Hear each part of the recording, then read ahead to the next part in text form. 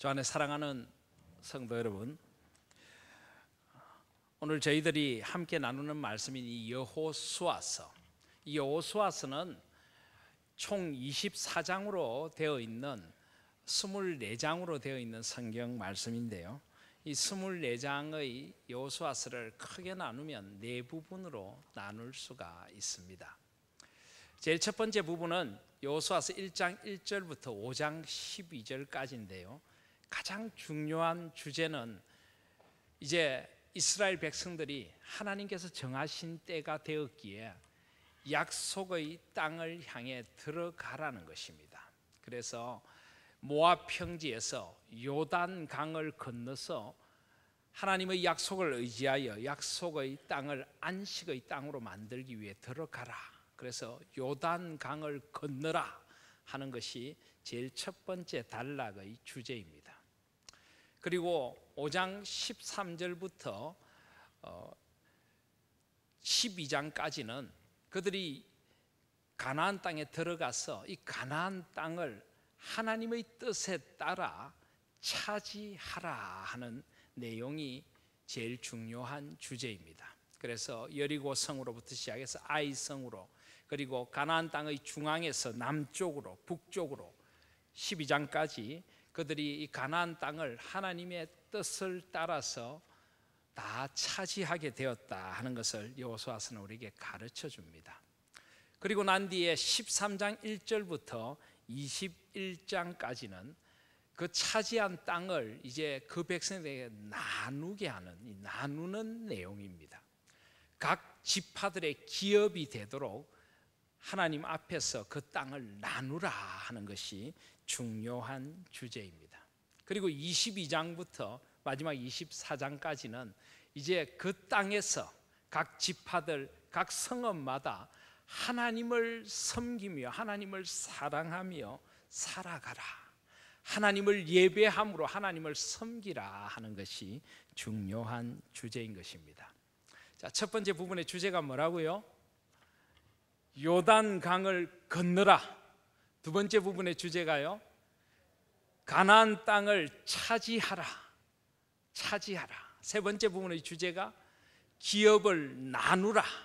네 번째 부분의 주제가 하나님을 섬기라. 하나님을 섬김으로 그 땅을 안식의 땅이 되게 하라. 이것이 여호수아서의 주제라고 할 수가 있습니다. 이것은 우리 신앙생활을 가도 일치하는 것입니다. 우리는 하나님께서 주신 우리 신앙의 목표와 사명이 있습니다. 우리는 그 목표와 사명을 향해 나아가야 합니다. 때로는 역경의 요단 강이 가로막고 있을지라도 건너가야 합니다. 우리는 하나님께서 주인 되시는 교회를 이루기 위하여 나아가야 하는 것입니다. 그리고 하나님께서 우리에게 주신 그 사명을 위하여서 우리는 이 땅에 뿌리를 내리고 하나님의 나라로 이 땅을 만들기 위해서 우리는 이 땅을 새롭게 해야 됩니다. 이것이 바로 차지하라는 것입니다. 그리고 기업을 나누듯이 우리 삶의 자리들을 온전한 하나님의 나라로 물들여 가면서 우리 삶을 살아가는 것입니다. 그리고 우리는 이 땅에서 하나님을 예배하며 하나님을 섬기며 하나님의 영광을 위하여 살아가게 되는 것입니다. 그래서 그런 하나님의 나라를 이루어가는 과정들을 여호수아서가 보여주고 있는 것입니다. 특별히 오늘 우리가 나눈 말씀은 그래서 세 번째 부분에 해당하는 나누라, 기업을 분배하라라고 하는 그 마지막 결론적인 말씀이라고 할 수가 있습니다. 오늘 19장 49절에 보시면은 이스라엘 자손이 그들의 경계를 따라서 기업의 땅 나누기를 마치고 자기들 중에서 눈의 아들 여호수아에게 기업을 주었다라고 이야기를 합니다. 51절에도 제사장 엘르아살과 눈의 아들 여호수아와 이스라엘 자손의 지파의 족장들이 실로에 있는 회막문 여호와 앞에서 제비 뽑아 나눈 기업이 이러하니라. 이에 땅 나누는 일을 마쳤더라. 그들은 실로에 있는 여호와의 회막문, 하나님께 예배드리는 그 회막 앞에서 그들의 땅을 나누었습니다. 그것도 제비 뽑아 나누었습니다. 제비 뽑아 나눈다는 것은 인간의 의지로 하지 않겠다는 것입니다. 내가 좋은 땅, 어느 지파가 마음에 드는 땅을 차지하는 것이 아니라 오직 하나님의 주권에 맡깁니다. 그래서 하나님께서 나누어 주시는 대로 받아서 그 땅을 하나님의 나라로 만들어 가겠다는 것입니다. 이렇게 기업을 나누는 일을 마쳤다라고 합니다. 여호수아서 13장부터 19장까지는 계속 이 기업을 나누는 말씀입니다. 예를 들어 19장 1절을 한번 보시겠습니다. 19장 1절을 보시면 둘째로 시몬 곧 시몬 자손의 지파를 위하여 그들의 가족대로 제비를 뽑았으니 그들의 기업은 유다 자손의 기업 중에서라. 그들이 받은 기업은 브엘세바 곧 세바와 몰라다와 하살수알과 발리와 에셈과 엘돌락과 버돌과 호르마와 이런 지명들이 계속되고 있습니다. 또 17절 보시면 넷째로 이사갈 곧 이사갈 자손을 위하여 그들의 가족대로 제비를 뽑았으니 그들의 지역은 이스라엘과 그술록과 수넴과 하바라임과 시온과 아나하랏과. 여러분, 왜 성경에 이런 지명들을 세세하게 기록하게 하셨을까요? 성경에 얼마나 하나님께서 하시고 싶은 말씀이 많으셨겠습니까? 그런데 여호수아서 13장부터 19장까지는 거의 이런 말씀으로 계속되고 있습니다. 왜 하나님께서 한 지파 한 지파, 한 사람 한 사람의 이름을 거명하시고 그들이 살아가는 땅 하나하나 어떻게 기업을 분배했는가를 기록하고 계시는 것일까요? 그 이유가 무엇입니까? 그것은 바로 하나님께서 우리의 이름 하나하나, 우리의 삶 하나하나, 우리의 삶의 터전 하나하나를 그처럼 소중하게 여기신다는 것을 보여주시는 것입니다. 여러분, 이 이름이 우리하고 별로 상관이 없으니까 이 이름이 멀리 있는 이름들처럼 보입니까? 오늘 이 말씀을 처음 듣고 있는 이스라엘 백성들을 생각해 보십시오. 그들에게는 이 이름이 결코 낯선 이름들이 아닙니다.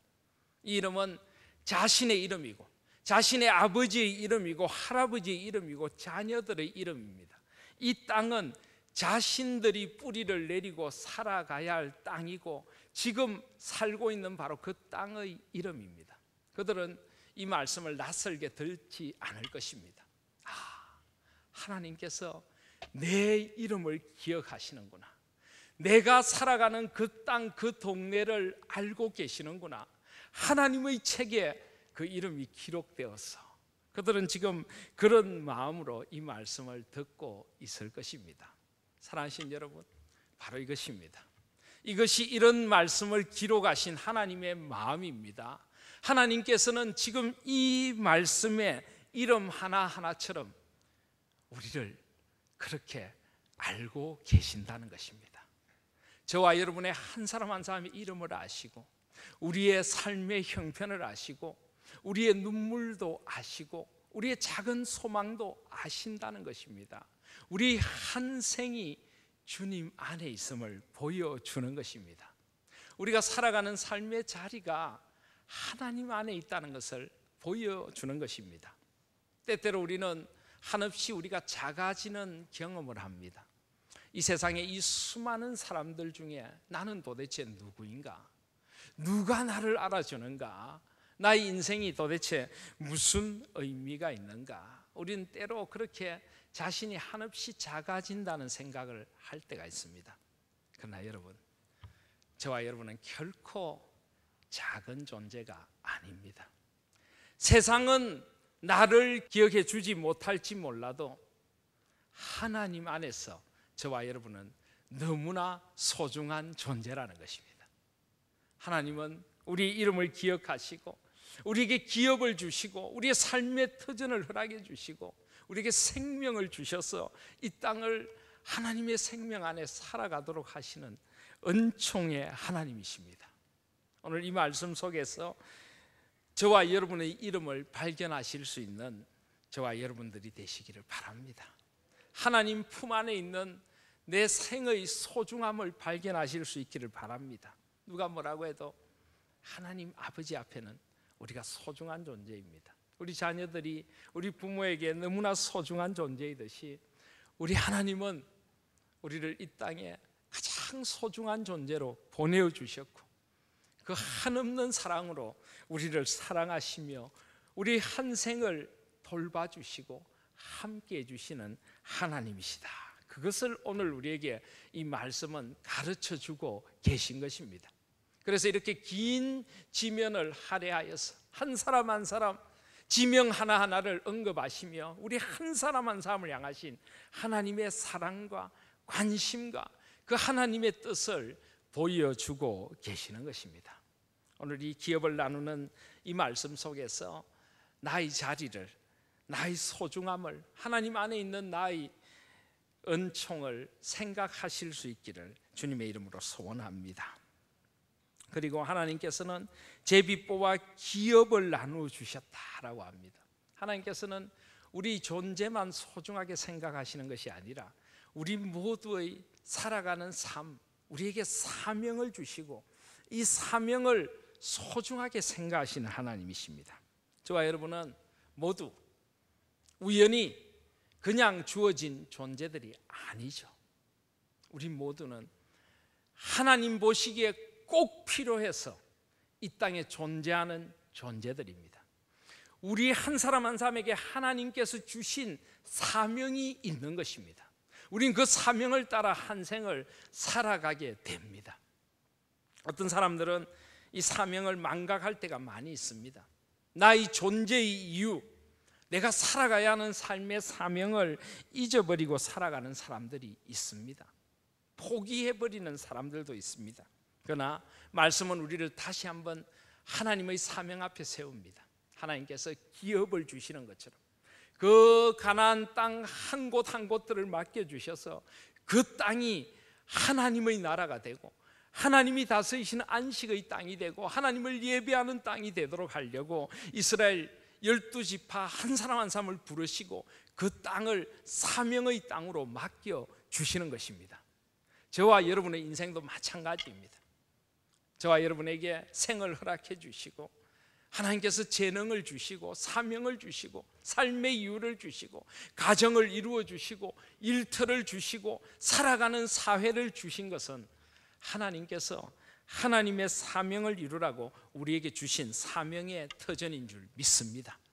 비록 내가 부족하고 연약하지만은 하나님을 사랑하면서 하나님께 주신 그 생명을 풍성히 누리면서 내가 하나님 안에서 살아간다면 나의 삶 자체가 하나님의 부르심이고 사명인 줄 믿습니다. 나의 한 생을 하나님께서 받으시기를 원하십니다. 나의 작은 삶의 자리들을 통하여서 하나님께서 영광 받으시고 하나님이 나를 기뻐하신다고 말씀하고 계시는 것입니다. 사랑하신 여러분, 잊지 마십시오. 저와 여러분의 한 생은 하나님 보시기에 너무나 소중합니다. 저와 여러분은 하나님께서 주신 사명을 따라서 한 생을 살아가는 것입니다.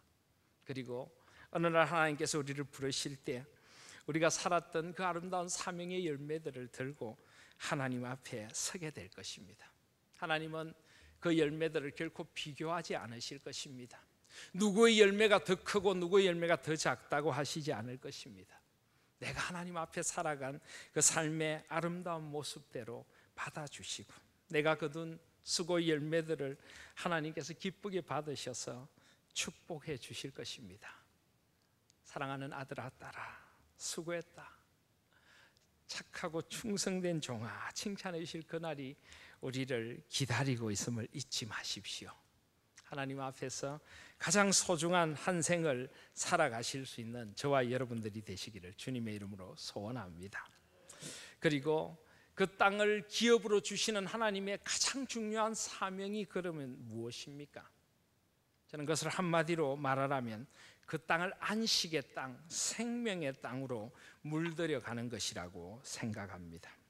신명기 30장에 보시면은 이스라엘 백성들이 이제 요단을 건너 가나안 땅에 들어가기 전에 하나님께서 모세를 통하여 마지막 명령을 주십니다. 신명기 30장 15절에 보시면 보라, 내가 오늘 생명과 복과 사망과 화를 내 앞에 두었나니 곧 내가 오늘 내게 명령하여 내 하나님 여호와를 사랑하고 그 모든 길로 행하며 그의 명령과 규례와 법도를 지키라 하는 것이라. 그리하면 내가 생존하며 번성할 것이요 또 내 하나님 여호와께서 내가 가서 차지할 땅에서 내게 복을 주실 것임이니라.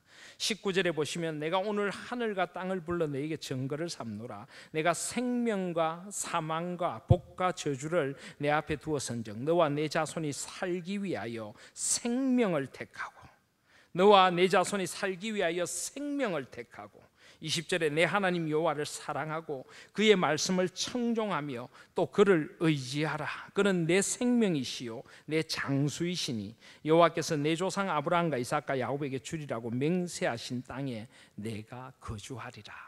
하나님께서 이스라엘 백성들에게 너는 생명을 택하라, 생명을 택하라라고 말씀하셨습니다. 그렇습니다. 그들이 들어가서 살게 된 가나안 땅은 죽음의 땅이었습니다. 물론 거기에 가나안 족속들이 살고 있었고 그들은 나름대로의 문화를 구가하면서 나름대로의 삶을 살고 있었습니다. 그런데 하나님 편에서 볼 때 그들이 살고 있는 땅은 죽음의 땅이었습니다. 하나님의 생명과 상관이 없는 너무나 인본주의적이고 탐욕주의적인 삶을 그들은 살고 있었습니다. 사람이 사람을 착취하고 헛된 우상, 온갖 세속의 욕망을 우상으로 섬기며 하나님의 형상으로 지음받은 인간들이 부끄러운 줄 모르고 온갖 죄를 짓고 먹고 마시는 탐욕과 쾌락의 땅이었습니다.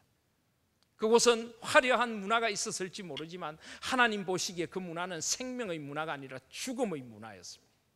하나님 앞에서 의와 평강과 희락의 강물이 흘러내리는 땅이 아니었던 것입니다. 하나님의 평안 샬롬이 그들에게 없었습니다. 안식하지 못하는 땅이었던 것입니다. 하나님은 그 땅을 생명의 땅으로, 생명으로 물들여 가라고 말씀하셨습니다. 하나님과 깊은 교제 속에서 하나님의 풍성한 생명을 누리는 땅으로, 하나님 주시는 그 생명의 환희가 그들에게 감사가 되고 찬양이 되는 그런 땅으로, 하나님이 다스리시는 진정한 생명의 기쁨이 꿈틀대는 그런 땅, 하나님 앞에 감사하고 찬양하고 하나님의 생명의 윤택함이 흘러내리는 그런 땅으로 그 땅을 바꾸어 가라고 하셨습니다. 하나님이 원하시는 진정한 생명의 의가 강같이 흐르고 생명의 평강이 흐르고 생명의 희락이 가득한 그런 땅으로 만들어 가라고 하셨습니다. 무엇보다 하나님께 깊이 뿌리 내린 삶, 하나님의 진정한 생명을 누리는 그런 땅으로 그 땅을 바꾸어 가라고 하신 것입니다. 이것이 바로 이스라엘 백성들에게 주신 하나님의 사명입니다. 이것이 바로 죄악으로 관영한 가나안 땅을 안식의 땅으로 물들여 가시려는 하나님의 뜻이셨던 것입니다. 하나님께서 얼마나 생명을 소중하게 여기시는가 하는 것이, 그래서 20장의 도피성을 마련하라는 하나님의 말씀에 잘 나타나고 있습니다. 이 가나안 땅을 쭉 분배한 후에 가장 중요한 일 하나를 하나님께서 하도록 하십니다. 그것이 바로 도피성을 마련하는 일이었습니다. 이 도피성이라고 하는 것은 부지 중에 고의가 아닌 실수로 사람을 죽인 사람이 도피해서 생명을 보존할 수 있는 곳을 도피성이라고 했습니다.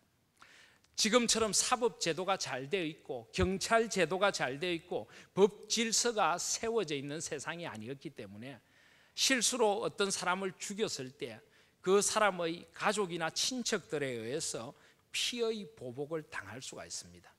그런 사람을 보호하기 위하여 하나님께서는 도피성을 만들라라고 하셨습니다. 이 도피성은 모세오경, 이 창세기, 출애굽기, 레위기, 민수기, 신명기에 곳곳에 나타나고 있습니다. 출애굽기 21장에 보시면은 사람을 쳐 죽인 자는 반드시 죽일 것이나 만일 사람이 고의적으로 한 것이 아니라 나 하나님이 사람을 그의 손에 넘긴 것이면 내가 그를 위하여 한 곳을 정하리니 그 사람이 그리로 도망할 것이라, 그렇게 말씀하셨습니다.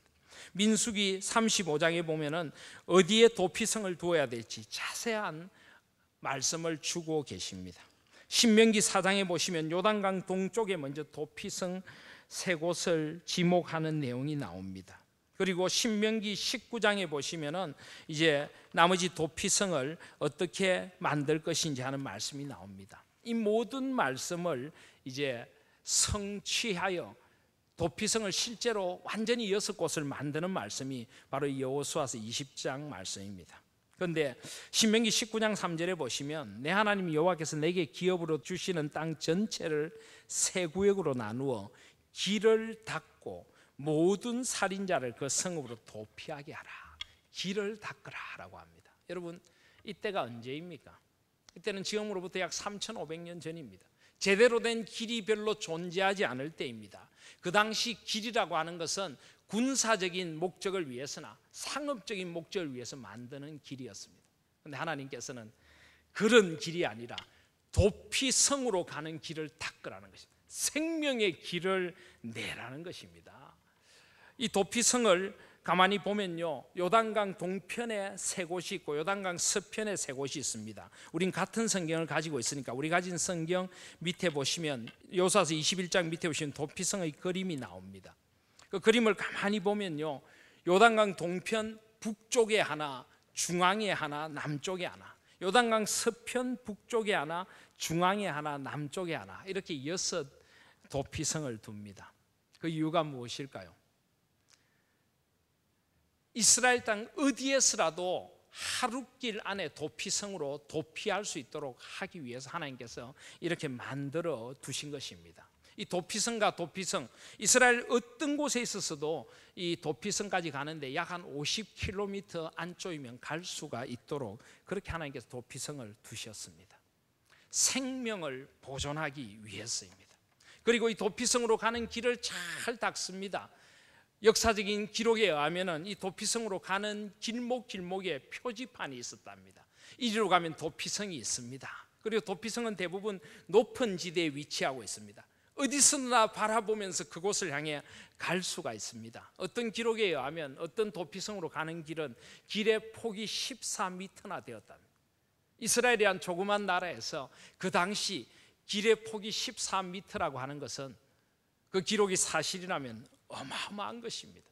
하나님께서 그만큼 억울한 생명, 그 생명을 보복하기 위하여 또 피의 복수가 일어나는 그런 일들을 막고자 생명을 보존하시려고 이런 도피성을 만들게 하신 것입니다.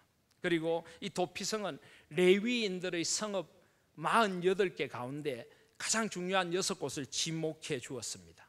왜일까요?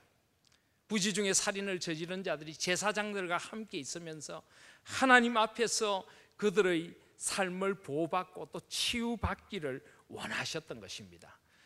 아무리 부지 중에 살인을 했다고 하더라도 죄는 죄입니다. 성경에는 부지 중에 저지른 살인죄도 분명히 속죄의 제물을 드려야 한다라고 합니다. 그들은 하나님 앞에 그곳에서 회개의 기회를 누리면서 그러면서 생명을 보존받았을 것입니다. 그리고 오늘 말씀해 보니까 그들은 또 그곳에서 정당한 재판을 받기까지 그곳에 있을 수 있었습니다. 생명의 권리, 인권을 보호하시기 위한 하나님의 법적인 장치가 바로 이 도피성인 것입니다. 그리고 그 당시 제사장이 죽기까지 그 성읍에 있다가 제사장이 죽거나 아니면 정당한 재판을 통해서 진실이 밝혀지면 그곳을 나올 수 있었습니다. 대제사장이 죽으면 나갈 수 있다는 것은 무엇을 의미합니까?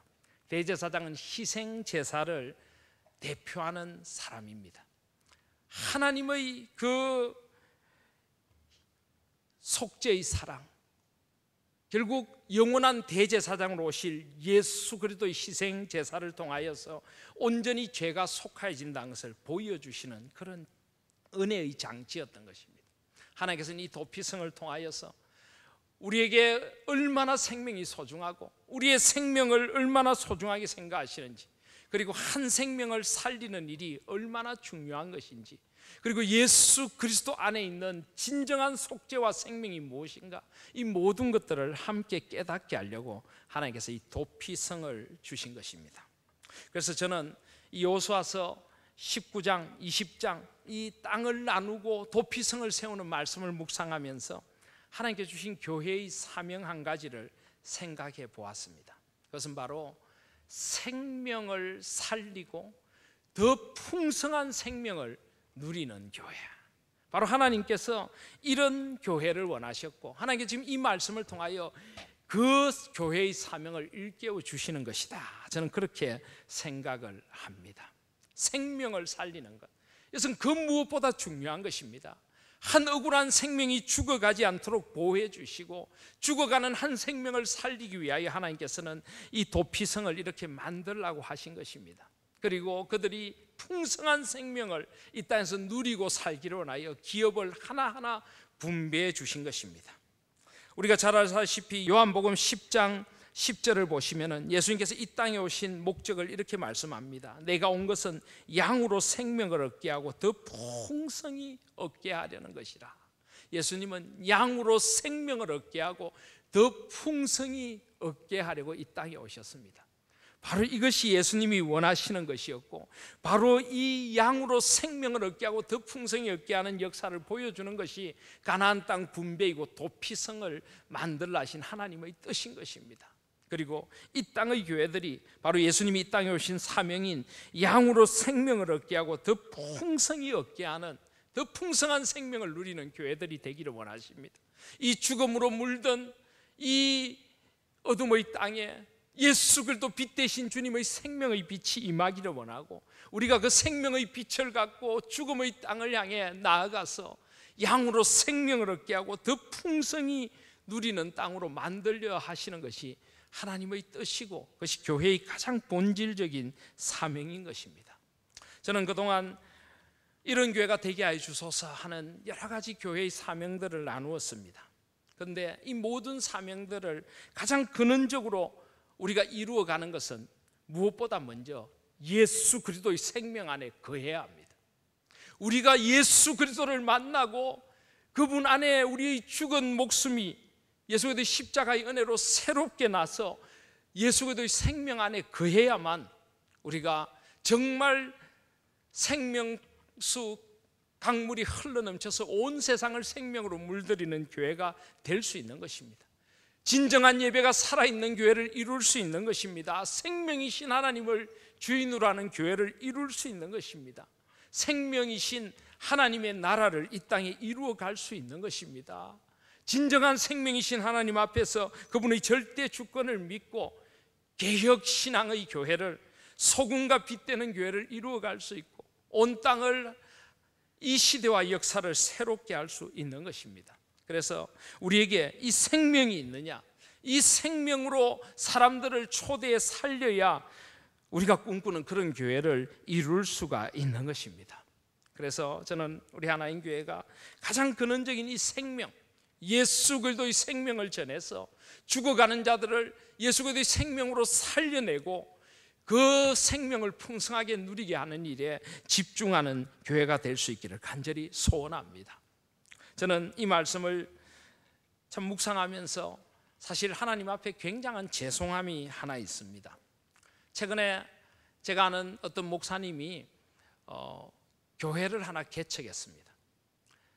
우리나라 남쪽 지방에서 목회를 하다가 좀 어려움을 겪으셔서 교회를 사임하실 수밖에 없게 되었습니다. 저보다도 나이가 조금 많은 분인데요. 그래서 기도하는 가운데 서울에 교회를 개척해야 되겠다, 그렇게 해서 서울에 와서 교회를 개척했습니다. 아무 함께 개척하는 사람도 없고 뭐 개척 기금도 제대로 없고, 그래서 어떻게 교회를 개척해야 됐느냐고 하니까 요즘 인터넷에 보면은 문 닫는 교회가 있답니다. 어느 목사님께서 교회를 개척해서 3년 동안 목회를 했는데 교인이 한 명도 없어서 이 교회당을 문을 닫게 돼가지고 어느 건물 지하에 있는 조그만 예배당을 그냥 부동산에 매물로 내어놓은 것입니다. 시설과 함께. 그래서 형편이 그것밖에 안 되어서 이 교회당에 새를 들어오게 됐습니다. 그 교회당이 우리 강서구 화곡동에 있습니다. 그런데 목사님이 지난 4월에 교회를 개척하고 목사님과 사모님 두 사람만 예배를 드렸습니다.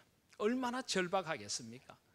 정말 한 명이라도 같이 와서 예배를 드렸으면 하는 그런 절박한 마음을 안고 매일매일 나가서 복음을 전하고 예수님을 소개하기 시작했습니다.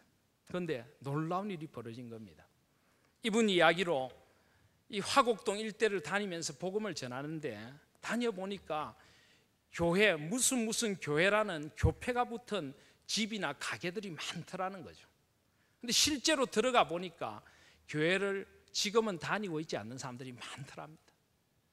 서울에 있는 대형 교회, 우리가 전에 몸담았던 교회까지 그런 교회 교패들이 붙어져 있는데 실제로는 교회에 실망하거나 상처를 입었거나 또 본인이 영적인 게으름에 빠져서 더 이상 나가지 않는 사람들이 굉장히 많더라는 걸 발견했습니다.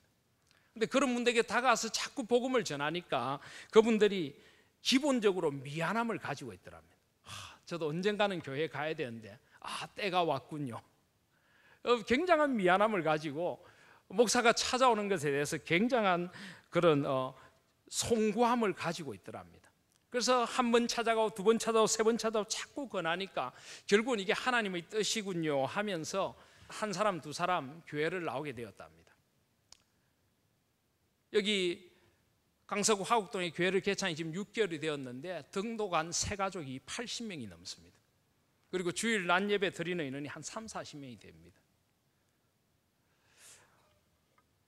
평범한 목사님입니다. 저처럼 평범하기 이를 데 없는 목사님이고 특별한 은사나 재주를 가진 목사님도 아닙니다. 그저 절박해서 하루 종일 사모님과 함께 나가서 복음을 전하고 우리 교회 좀 나와주지 않겠냐고 했는데 하나님께서 예비하신 영혼들이 그렇게 많다는 걸 자기가 몰랐다는 것입니다. 얼마 전에 저를 만났는데 저에게 그런 이야기를 하더라고요. 목사님, 서울은 정말 전도하기 좋네요.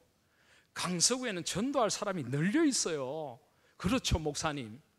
제가 고개를 푹 숙였습니다. 얼마나 부끄럽고 죄송하던지요. 그 목사님께 부끄럽고 죄송한 게 아니라 하나님께 부끄럽고 죄송했습니다. 도대체 우리 교회는 무엇을 하고 있는가? 지금 이 강서구에 죽어가고 있는 영혼들이 저렇게 많은데 교회를 떠나서 상처 입고 웅크리고 있는 영혼들이 저렇게 많은데 그들을 도대체 주님의 마음으로 찾아가고 있는 교회가 몇이나 있으며 우리 교회는 도대체 무엇을 하고 있는가? 제가 얼마나 마음이 아프고 참 하나님 앞에 송구했는지 모릅니다. 그러면서 다시 한번 복음을 생각하게 되었습니다. 하나님께서 우리에게 주신 가장 근원적인 사명이 무엇인가를 다시 한번 생각하게 되었습니다.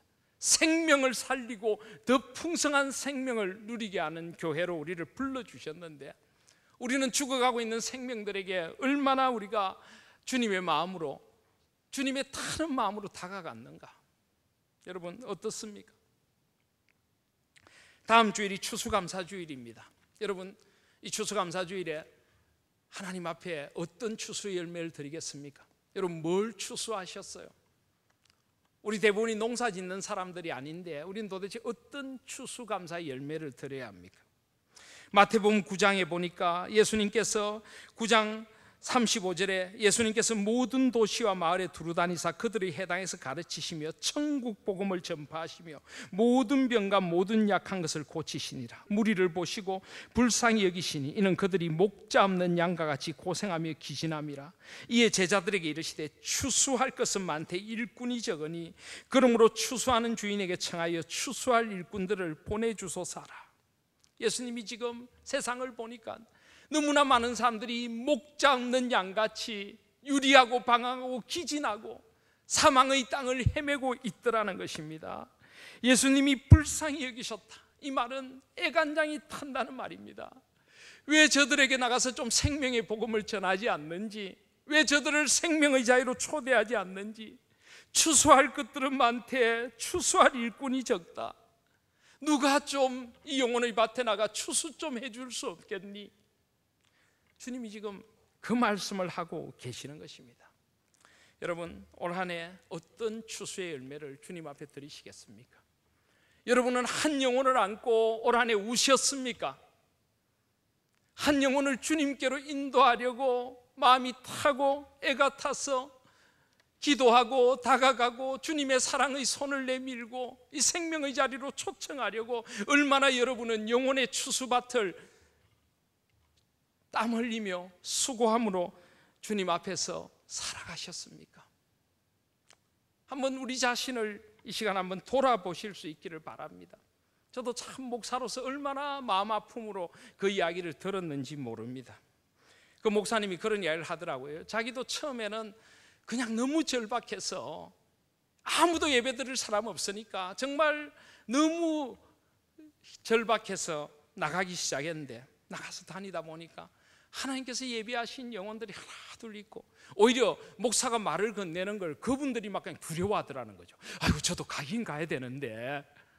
제가 그 이야기를 듣고 굉장히 충격을 받았습니다. 특별히 남자분이 이렇게 들어가기가 쉽지 않으니까 사모님이 같이 다니면서 함께 복음을 전했다는 이야기를 듣고, 저와 제 아내도 우리도 좀 적극적인 전도에 대한 생각을 많이 하고 있었습니다. 특별히 저희들이 지금 살고 있는 아파트에 입주한 지가 1년이 조금 넘었는데, 한 1년 정도 지나면 좀 이제 사람들과 이렇게 관계가 형성되었기 때문에 우리도 좀 전도를 해야 되겠다 생각을 하고 있었는데, 그 이야기를 듣고는 제 아내하고 이렇게 엘리베이터를 타게 됐는데, 그 같은 동에 사시는 아주머니 한 분이 타셨습니다.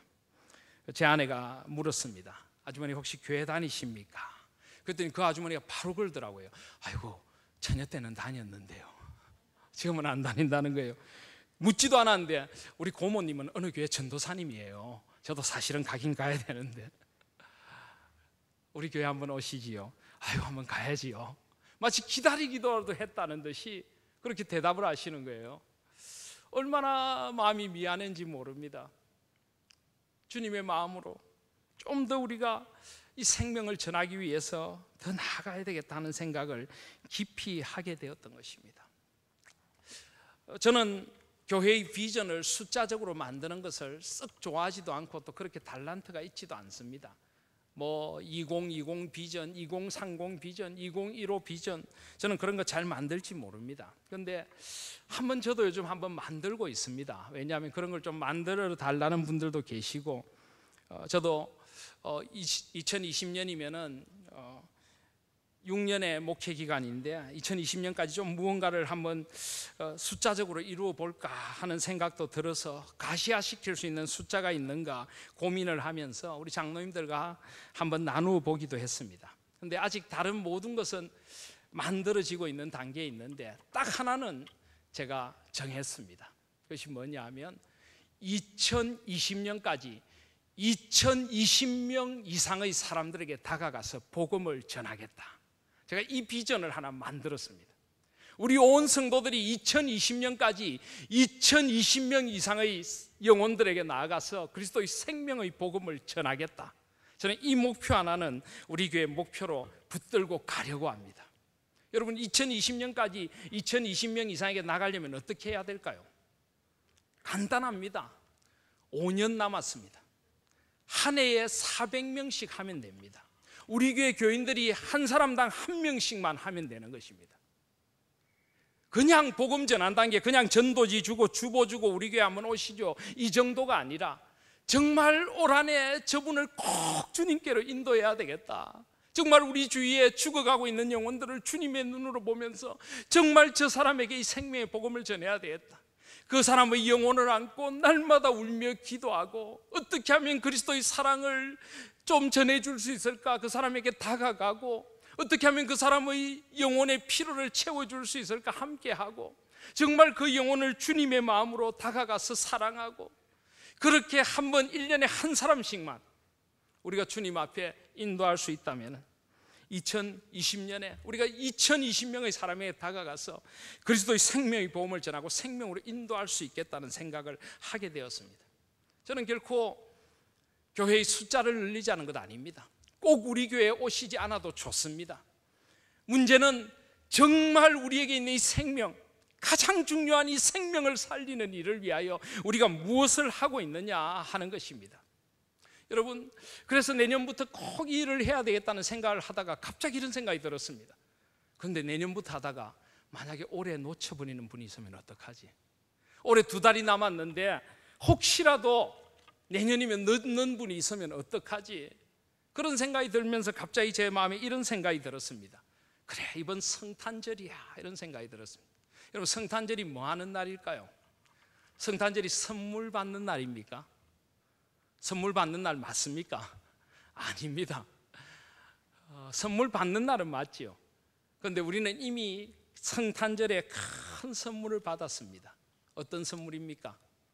가장 큰 선물인 예수 그리스도를 우리는 선물로 받았습니다. 예수 그리스도의 생명을 선물로 받은 것입니다. 저는 성탄절이 선물 받는 날이 아니라 하나님께 감사해서 하나님 앞에 우리도 선물 드리는 날이 되어졌으면 좋겠습니다. 그런데 어떤 선물 드릴까요? 저는 이번 성탄절에 저와 여러분들이 한 생명을 주님께로 인도해서 주님의 마음을 기쁘시게 하는 선물로 드리면 얼마나 좋을까, 이 생각을 했습니다. 약 2달이 남았습니다. 올해가 가기 전에 정말 다른 건 못해도 내가 주님 앞에 이 성탄절에 한 생명을 주님 앞에 선물로 드리고 싶습니다. 그 마음 가지고 한번 나아가 보시지 않겠습니까? 한 생명을 살리는 영혼의 추수밭에 한번 우리가 주님의 마음으로 나가보지 않겠습니까? 저는 이 설교가 목사인 제가 하는 설교라고 생각하지 않습니다. 제게 이런 마음을 주신 하나님께서 지금 타는 마음으로 우리 하나님께 하시는 말씀이라고 믿습니다. 사랑하는 아들들아, 딸들아, 나의 생명을 좀 전해주지 않겠니? 저 죽어가고 있는 불쌍한 영혼들, 나의 생명을 그들에게 나누어 줄 수 없겠니? 나의 생명의 자리로 저들을 좀 불러다오. 마음에 상처받고 마음의 아픔을 얻고 절망 가운데 살아가고 있는 저들, 교회를 나오다가 잘못된 교회 때문에 상처받아서 웅크리고 있는 저들에게 나아가서 정말 예수 그리스도는 그런 분이 아니라고, 주님의 생명으로 돌아오라고 한번 이야기해 주지 않겠니? 저는 울고 계신 주님의 음성이 우리에게 임한 것이라고 저는 믿습니다. 사랑하신 여러분, 우리 하나님 교회가 무엇을 위해 존재합니까? 우리가 왜 교회로 존재합니까? 우리는 여러 가지 비전들이 있습니다. 하나님이 주인 되시는 교회를 이루어가고 싶습니다. 교회의 근본을 든든히 세워가는 정말 진정한 성경적인 교회가 되고 싶습니다. 진리와 은혜 안에 한가족된 교회가 되고 싶고, 진정한 예배가 살아있는 교회가 되고 싶습니다. 하나님 나라의 실체를 누리고 모든 세대를 그리스도의 제자로 세워가는 교회가 되고 싶습니다. 개혁주의 신앙을 확립하고 싶습니다. 하나님 나라의 비전으로 역사와 시대를 새롭게 하고 싶습니다. 그러나 이 모든 것이 결국은 생명에 달려있는 것입니다. 결국은 우리 생명이 없으면 아무 의미가 없는 것입니다. 오직 예수 그리스도의 생명을 만나서 새로운 생명을 누려야만 이 모든 것이 가능한 줄 믿습니다. 그래서 하나님께 주신 이 비전을 이루기 위하여 우리는 한 생명에게 나아가서 주님의 마음으로 생명을 전하고 생명을 살리고 더 풍성한 생명을 누리는 그런 우리 교회가 될 수 있기를 간절히 소원합니다. 저는 그 일을 위하여 무슨 프로그램을 동원하지 않을 것입니다. 매주 체크를 하고 이렇게 하지도 않을 것입니다. 단지 우리 한 사람 한 사람이 정말 나에게 주신 이 생명을 한 사람에게라도 더 전하고 싶다. 주님의 울고 계신 음성을 내가 날마다 들으면서 한 생명에게라도 더 나아가고 싶습니다. 이 마음으로 함께 나아갈 수 있는, 정말 생명을 살리고 풍성한 생명이 약동하는 그런 우리 하나님 교회가 될 수 있기를 간절히 소원합니다. 우리가 생명을 살려야 될 일은 온 세상에 너무나 많습니다. 여러분, 세계적으로 얼마나 힘들고 아픈 일들이 많습니까? 하나님의 거룩한 임재가 나타난 시나이 반도 상공에서 비행기가 폭발을 해서 224명, 그 어린 10달밖에 안 된 아이까지 거기서 죽어갔습니다. 죽음의 그림자가 세상을 뒤덮고 있습니다. 저 북아프리카 해변에 3살 아기가 난민으로 떠돌다가 시체가 되어 밀려오는 끔찍한 일이 일어났습니다. 이 모든 것은 우리가 생명을 전하지 않았어. 결국은 죽음의 문화, 죽음의 종교가 판을 치는 세상이 만들어 놓은 안타까운 아픈 현실입니다. 지금도 이 생명 전해주지 않겠니? 우리 주 예수부터 저 땅끝까지 이 그리스도의 생명을 들고 이 세상을 생명으로 새롭게 해주지 않겠니? 울고 계신 주님이 우리에게 말씀하시고 계신 것입니다. 사랑하신 여러분, 저는 우리 하나님 교회가 우리 주 예수부터 시작하여 땅끝까지 생명을 살리는 일에 쓰임받는 생명의 구조선이 되기를 소원합니다. 풍성한 생명을 누리도록 온 세상에 나가 주님의 생명을 전하고 이 생명으로 세상을 새롭게 하는 그런 교회가 되십시다. 하나님 앞에서 생명으로 우리를 불러주신 주님 앞에서 생명을 살고 생명을 누리고 생명을 살리는 저와 여러분들, 우리 하나님 교회가 될 수 있기를 간절히 소원합니다. 아멘.